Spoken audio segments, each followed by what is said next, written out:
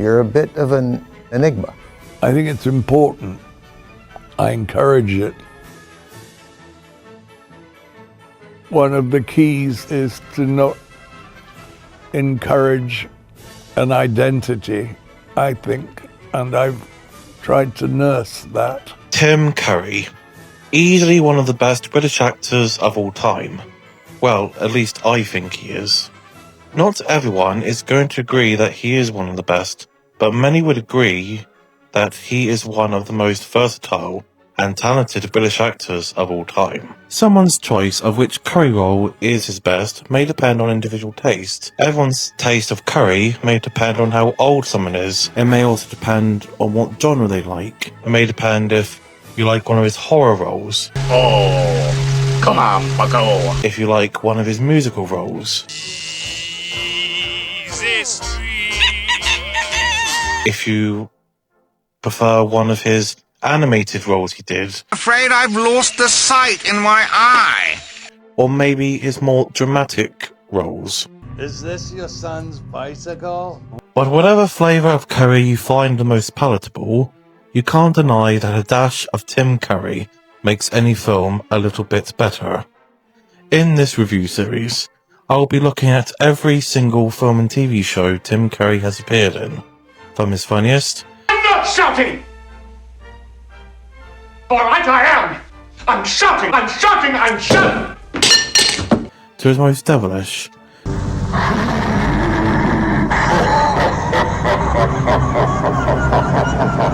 We are sampling them all. So join me as I invite you into the curry club. And I don't mean the one where you eat a microwave curry on a sticky table surrounded by toothless simpletons.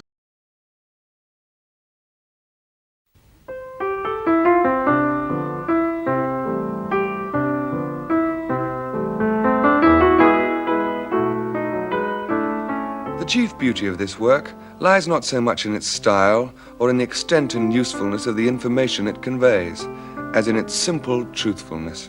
Three Men in a Boat is probably one of Tim Curry's more obscure projects, but it is probably his most relaxing and charming project he has appeared in. This 1976 TV film is adapted from the story of the same name by Jerome K. Jerome. Yes, Jerome is that good at writing that they decided to name him twice. Three Men in a Boat is Jerome's most well-known novel, however, unfortunately, it was not received very well favourably by critics when the book was first published in 1889, and was serialised in the London-based Home Chimes magazine in the same year. The reason for critics not liking the story back then was because of the book's use of slang, which was regarded as vulgar by those critics. The use of slang in Three Men in a Boat was used to appeal to the working class Cockney readers, or RAs, RETs, if you really wanted to be an elitist cunt. And this was another thing that critics did not like. They did not approve of how the story was made to appeal to the less educated lower classes. One thing you have to remember is that back in the 1800s, it was still only the wealthy who could afford an education. Therefore, literature was only accessible to the upper classes, because they were the only ones who could comprehend the contents of more regal stories. Despite the less than favourable reviews from critics, the book was sold in huge numbers. Modern communicators have praised the book's use of humour, and it has appeared on many top lists, such as The Guardian's 100 Greatest Novels of All Time in 2003 and 2015. The 1976 adaptation of Jerome's novel was adapted to the small screen by British playwright Tom Stoppard and was aired on BBC One on New Year's Eve 1975. This adaptation stars the great Tim Curry as Jerome, a post-Monty Python Michael Palin as Harris, and Stephen Moore as George. Some of you may recognise Stephen Moore as Kevin's dad in the second series of Harry Enfield and Chums. But if you want to clean the car, you need to get up now. But is this TV film that is rowed along the visual river by Tim Curry any good? Well, let's climb aboard into this review. The story of Three Men in a Boat is very much an autobiographical affair. The story follows the real-life account of Jerome and his two friends, George and Harris. The film starts with the main trio of characters discussing their self-imposed medical ailments that they have self-diagnosed. The men then decide that the answer to cure their ailments is a break. So, they decide to go on a boating holiday rowing across the Thames. During their holiday, the three men, who obviously don't have their sea legs, or in this case, river legs, struggle to adapt to the challenges of the accommodation in the form of a riverboat, and the three men and their dog. Yes, I neglected to mention the dog, but it's not like the dog is a credited character. Why don't we just bloody call him Michael Canine?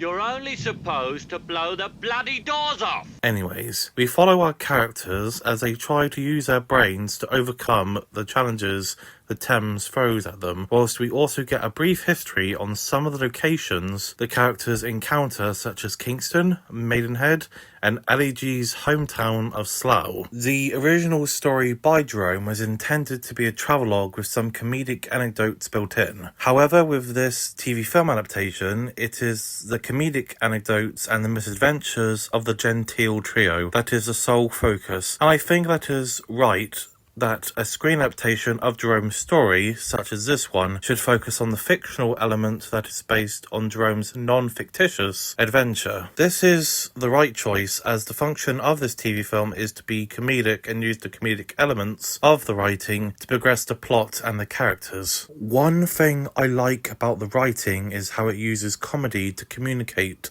the main theme of the romanticisation of the British countryside, and how the middle to upper classes, who are so used to a certain level of comfort, appreciate the British countryside in theory but not in practice.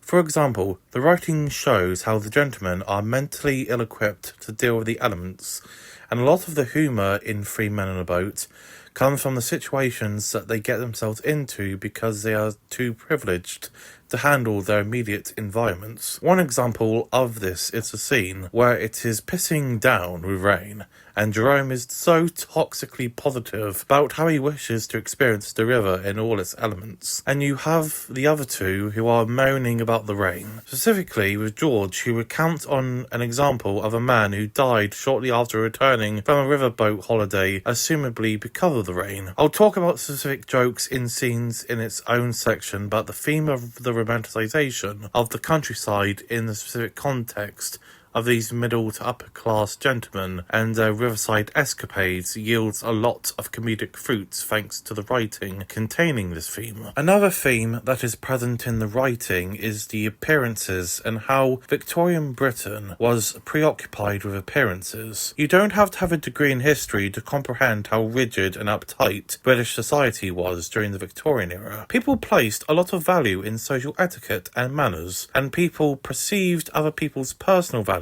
based on whether they met the Victorian standard of manners and etiquette. Just imagine Jacob Rees-Mogg verbally berating Walter from the Beano comics for wearing his bow tie a fraction of an inch so far to the left. And yes, I use that example because these two are just historically, anachronistically out of place, and they would just fit in perfectly in Victorian Britain. Also, is it me, or does Walter just look like a child version of Jacob Rees-Mogg? Anyways, the comedic writing in the film is used to question and critique the overly rigid amount of value that is placed on the need to appear to be of the Victorian standard. One example of this is the hedge maze scene at Hampton Court, where Harris tries his best to appear to know the way without the aid of a map in order to appear to look intelligent and therefore win the privilege of being perceived by the fellow maze-goers as being a polite and educated gentleman. Safe to say, however, Harris falls flat on his arse.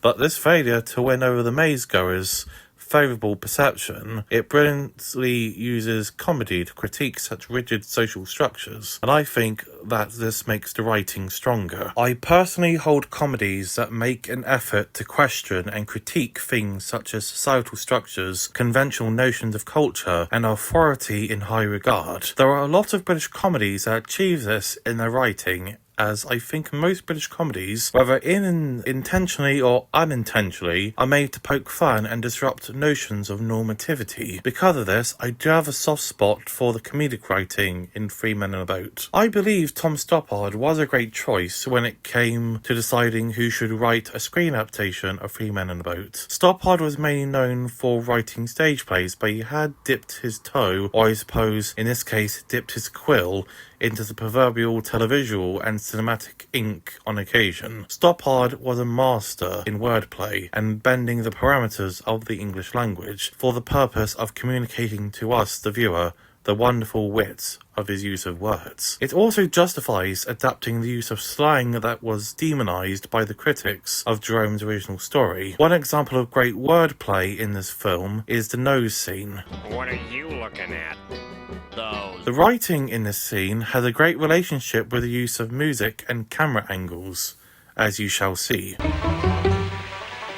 Why is George looking like a martyred goose? It must be some girl. Everybody in the lock seemed to have been suddenly struck wooden. All the girls were smiling sweetly, and all the fellows were frowning and looking stern and noble. And then at last the truth flashed across me.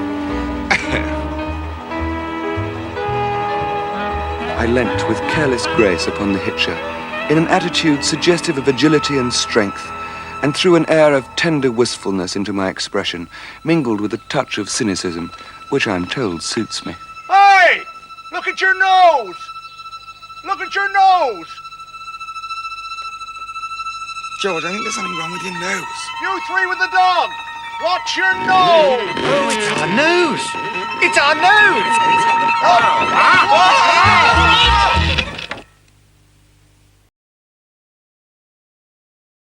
There is only a small cast of characters, but I think that the trio of characters that is comprised of Jerome, Harris and George have personalities that amazingly oppose one another, and that's beneficial for the comedy of the film. Jonathan Decker, who is one half of the duo that is the Cinema Therapy YouTube channel, talks about the 4 key personality types in their Cinema Therapy episode on Paddington. I do recommend you watch that video and Cinema Therapy as a whole, as it is an amazing channel. Okay, so briefly, the 4 key personality types Decker talks about are the dreamer, thinker, closer, and healer. The presence of most of these personality types that are present in Jerome, Harris, and George, and how they oppose one another makes for great watching, and also helps bring out some intellectual debate amongst the characters' witticisms that is present in Stoppard's writing. It also works in a story that is penned by Stoppard, as Stoppard likes to weave elements of philosophy into his works, and having characters with contrasting personalities helps to communicate what each character's own philosophy is. Firstly, Jerome, played brilliantly by Tim Curry. Jerome acts as the main character of the trio and also acts as the narrator of the film, so from the outset we as the viewer get an insight to the inner thoughts and feelings of Jerome. I think that it is a good choice that it perfectly puts Jerome into the dreamer archetype. Jerome pokes fun at how Harris, George and the Victorian society around them are preoccupied with keeping up appearances, and I am not talking about that classic BBC sitcom. What I am talking about is this odious preoccupation with how other people see and value someone. Jerome dreams of a society where people aren't so preoccupied with looking as of they are of the Victorian standard, and it is Jerome's manifestation of this dream that helps to poke fun at how rigid Victorian society was. The performance of Tim Curry does help to bring out the best of Jerome's dreamer aspects, as Tim Curry does tend to play characters who are positioned to be countercultural in some form. And also, Tim Curry usually brings a sort of childlike wonder to everything he plays, as each of his characters kind of dreams of a world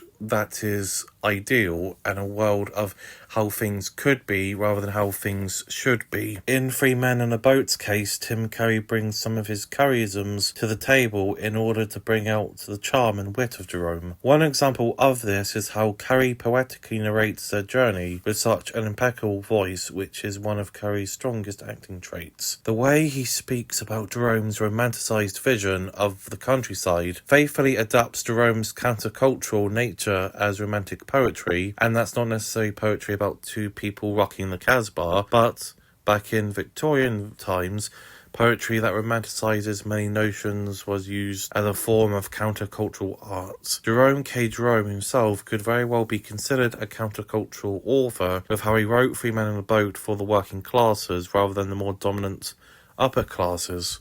So Tim Curry is an amazing choice for the character of Jerome. Anything that is narrated by Tim Curry is great, and it's his performance of Jerome that brings out a charming and quintessentially British charm to the film. Even the self-correction about King Charles playing bowls at Hardwick House is delivered in that deliciously charming and amusing Tim Curry way. That's Hardwick House, where Charles I used to stay and play bowls. And when Cromwell's sails were sighted downstream, he calmly continued... Oh no, wait a minute, I think I've got that wrong. Sorry. He did play bowls, though. Harris, who is played by Michael Palin, exemplifies the closer personality type. The scene I had previously mentioned with Harris in the maze show how he attempts to put on the performance of pretending to solve the maze, unaided but then becoming embarrassed when he got rumbled by the fellow maze dwellers. But another scene that brings out the need to express one's own thoughts in a direct manner amongst people with closer personality types, like Harris, is the picnic scene where Harris expresses his frustration with the revelation of the characters having forgotten essential picnic paraphernalia such as the tin opener and the mustard. However, considering tin openers back in those days used to look like this, the tin opener probably wouldn't have come in that handy. Even I struggle to use a modern iteration of a tin opener. Harris, having a closer personality type, contrasts well with Jerome's dreamer-like personality. For example, shortly after the Hampton Court maze debacle, they rush on to Shepperton to pick up George. This results in Harris delivering a rant about the bureaucracy of the banking system, for some reason.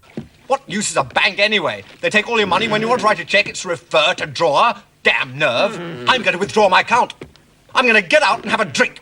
I mention this because I just think it's hilarious that Harris will just openly rant on regarding any minor inconvenience. George, who is what I would describe as having a thinker personality, the character of George works in a bank, which is an occupation that is well fitted for thinker personality types as they are very goal and numerically driven. This makes him the more logical member of the trio, but also makes him the straight man of the trio. One example of this is the scene where George's shirt ends up in the river. While the other two laugh at this instance of comedic farce, George, however, doesn't see the funny side. Jerome even comments, George is very dense at seeing a joke sometimes. He says I did it on purpose, which of course I did not. Yes, you did. No, I didn't. which brilliantly communicates George's thinker personality, as George just wants to relax and fulfill the goal of achieving relaxation, and Jerome and Harris arsing around with George's shirt in the water in order to achieve some comedic sense of entertainment interferes with the goal of the trip, which is relaxation. One of the greatest things in Three Men in a Boat is the physical comedy. The dialogue-driven humour is amazing in its own right, but what is also great in its own right is the physical comedy. I am not going to go into detail about every single physical joke, but what I want to do is do an analysis of the picnic scene, as it is a good example of physical comedy. In this scene, the main trio stop off at a riverbank to have a picnic lunch. They are enjoying their food and wish to indulge in some tinned pineapple. Just one problem. They have forgotten the tin opener. This is comedically relatable because we've all probably gone camping and forgotten to bring a basic essential that is needed for an occasion such as eating. But the comedy in the scene comes from the attempt to open the tinned pineapple by any means necessary. Firstly, this is good as the scene is focusing on the goal of opening the tin. By focusing on the task, the scene is playing on the objective in order to yield comedic fruits, as the comedy from this scene comes from the struggle of opening the can rather than the scene being funny for funny's sake. Secondly, the next thing the joke does is it starts off small and then escalates with the level of comedic physical movement. For example, how the men try to use a pair of scissors as the first idea in order to try and open the can. But as the scene progresses and we watch them continually struggle to open the can and the instruments, and no, not those sorts of instruments, anyways. Is mayonnaise an instrument? No, Patrick, mayonnaise is not an instrument. Horseradish is not an instrument either. I mean, the instruments get bigger as the scene progresses. For example, it starts off with a screwdriver and then they try the scissors. But what I find funny in this scene is that the size of the instrument increases dramatically from a pair of scissors to oar, and then the size decreases to a stone, and strangely what appears to be a leg of ham.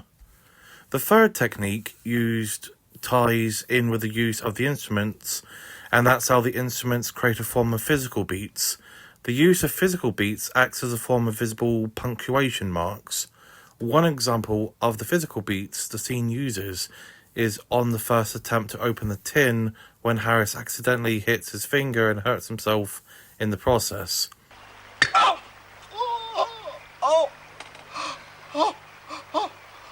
The sound of Harris softly wailing in pain creates an impactful statement which helps to make the scene more slapstick and comedically funny. Another example of how the technique is used is when they are trying to open the tin with the oar, and the physical beats that come from that which are funny. For example, the noises that are coming from these men as they struggle to open this tin with this oar.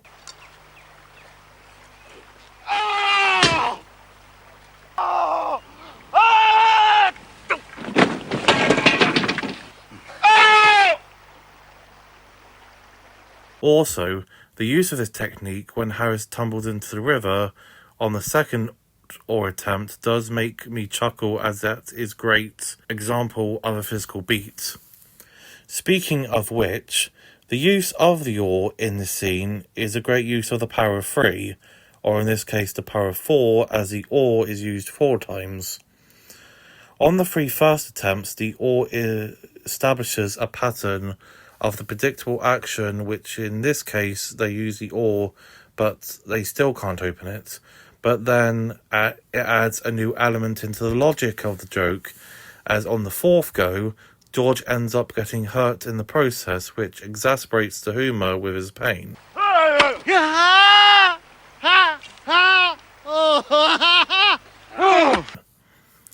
Also, the oar is the third item they use in this scene, which helps to establish the wider use of the rule of 3 in the scene, as it continues to maintain the established comedic notion of these 3 ill-suited picnickers failing to open the tin. Finally, the last technique this scene uses is how the dedication of the physical performances of Curry, Palin and Morre makes this scene so physically funny to watch.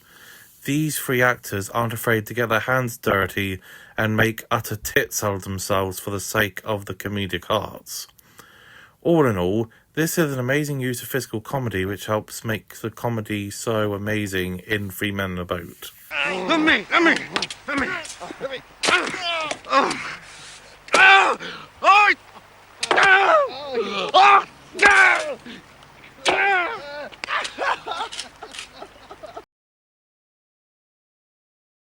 So, is 3 Men in a Boat any good? I would say yes, very much so. Not many people may know about this film because of the film's age and the fact it was during that period in Tim Curry's career where it was post-Rocky horror but pre-Annie, where he mainly just did British TV films and plays. But I think that this is something that people should get in a boat for and sail away to find out 3 Men in a Boat to watch the charming and funny TV film for themselves. Also, the great thing is you don't have to sail too far to watch it. The whole thing is available to watch on YouTube. I think it is one of Tim Curry's most charming and witty, underrated points in his career. Anyways, I'm off for a boat ride up the River Exe. Farewell, my cute little cupcakes. What shall we do with the drunken sailor? What shall we do with the drunken sailor? What shall we do with the drunken sailor?